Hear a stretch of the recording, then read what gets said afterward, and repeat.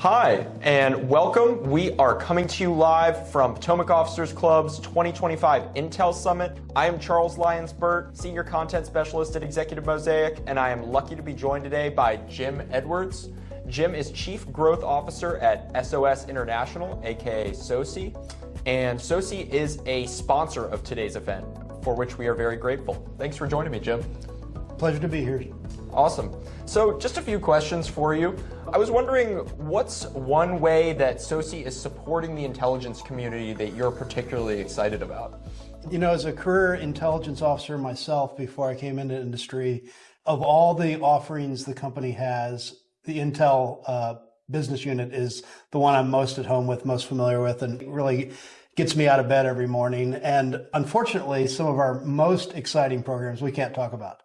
But what I can tell you is we are leaning into the current administration's priorities, and a lot of the money is going there as well.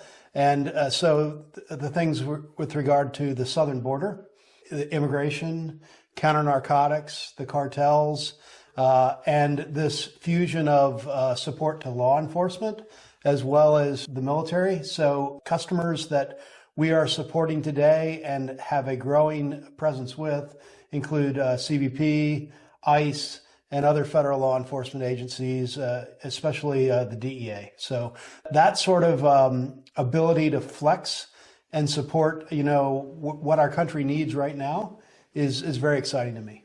Yeah, definitely. That is exciting. And we actually have a 2025 Homeland Security Summit coming up in November, so super relevant to that. Secretary Kristi Noem is going to be a keynote speaker, so everyone at home, be sure to get your tickets for that. And we will be there. And, awesome. And we have been at all of those events, really. Really big supporters. It's a great series. So my next question is, what's one area of industry government collaboration within the Intel community that you think could be improved?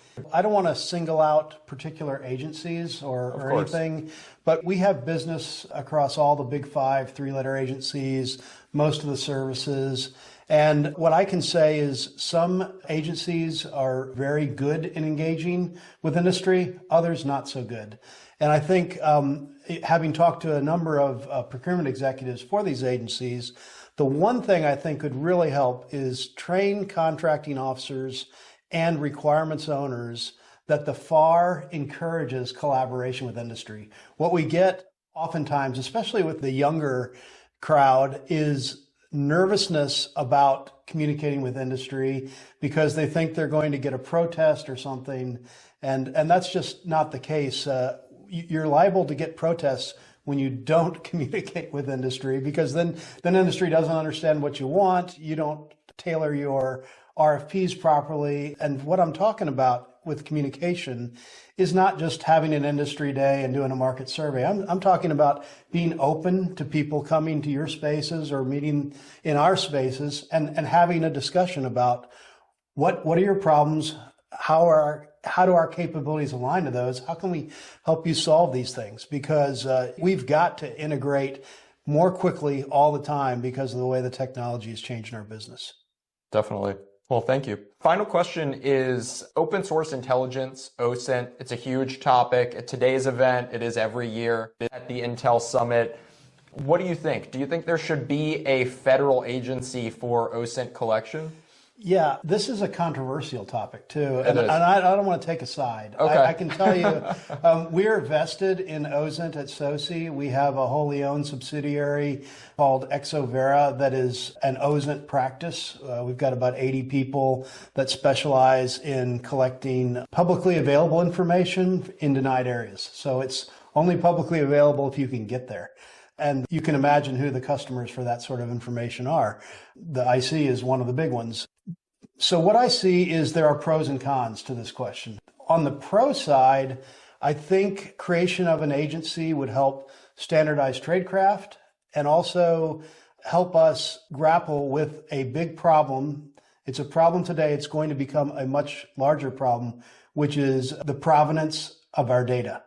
With AI, deepfakes, all that stuff, bots, algorithms, we're going to have more and more data that is not real, but will be accepted as real. And so a national level agency could help us sort through a lot of that and put some stamp of approval on it. So that's kind of the pro side. In the neutral area, in the middle, I'm not sure it would be cheaper or more cost effective. It might be cheaper because you wouldn't have different agencies buying the same data, but it might also add a layer of cost because of the bureaucracy that it would entail. So I don't know how we're going to solve the budget problem there. And then on the con side, I think the bureaucratization of anything is a bad idea. And OSINT is already an embedded component of most of our single disciplines anyway. So if you want to think of it more from a collection standpoint, we have open source GeoInt today. And in fact, there's more of it out there in the commercial world than anywhere else. And there is open source, let's call it SIGINT, but that is available. You can go out and commercially acquire all kinds of cell phone information, for instance. These are just examples. So I think all the agencies have a need for it. All of them are using it. And so the jury's really out, pro or con here. Gotcha. Well, I think that was helpful laying out the sort of, different views and pros and cons there. Thank you, Jim. Thanks for your time today. All right. Thanks everyone at home for watching. As I said before, be sure to check out our upcoming slate of events, including the 2025 Homeland Security Summit on November 12th. We'll see you there.